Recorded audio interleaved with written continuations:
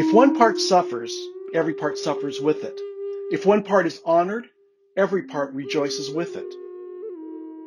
This June, at the Evangelical Covenant Church annual meeting, delegates will have the opportunity to vote on a resolution to repudiate the Doctrine of Discovery. The Doctrine of Discovery can be traced back to the 15th century when popes began issuing a series of decrees that established religious and legal justification to colonize and take ownership of land that wasn't currently occupied by Christians. In 1823, in a unanimous decision for the U.S. Supreme Court case Johnson versus McIntosh, Chief Justice John Marshall wrote that, quote, "The principle of discovery gave European nations an absolute right to New World lands," unquote. Thus, the Doctrine of Discovery became part of U.S. federal law, legalizing the dispossession of Native people from their land. This became a significant part of the story of the lands of these nations. It is a part of the story of the people who were here long before the United States or Canada was even an idea. In fact, it is a dehumanizing story. That its beginnings can be traced to papal decrees means the church had a direct hand in launching this belief and practice.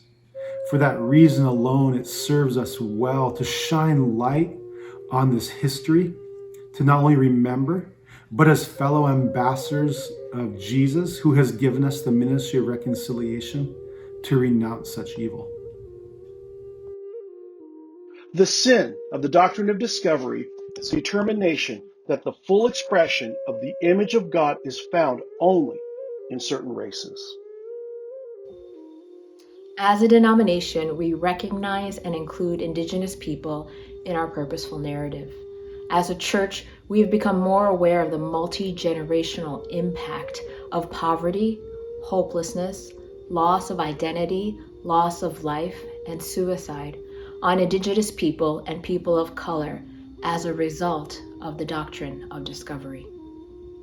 It is time for us to recognize the hurtful past of the Doctrine of Discovery and to repudiate it. We're asking the church to listen to our stories and hear how this resolution can start the healing to our brothers and sisters. When you hear that I was born on Pine Ridge Reservation, you might understand this means I'm Lakota, but what do you understand about reservations? Why were they created?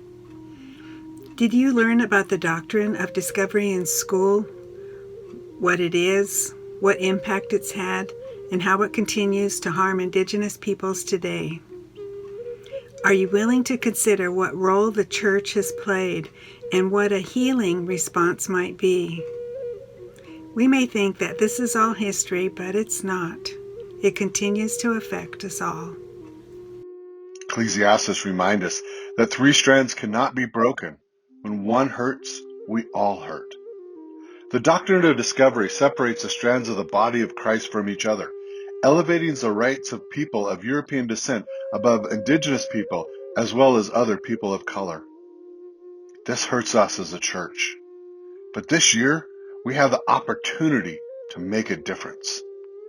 A written resolution to repudiate the Doctrine of Discovery will be presented for a vote at the 2021 annual meeting. Please take time to get informed. Visit covchurch.org/resolutions to learn more.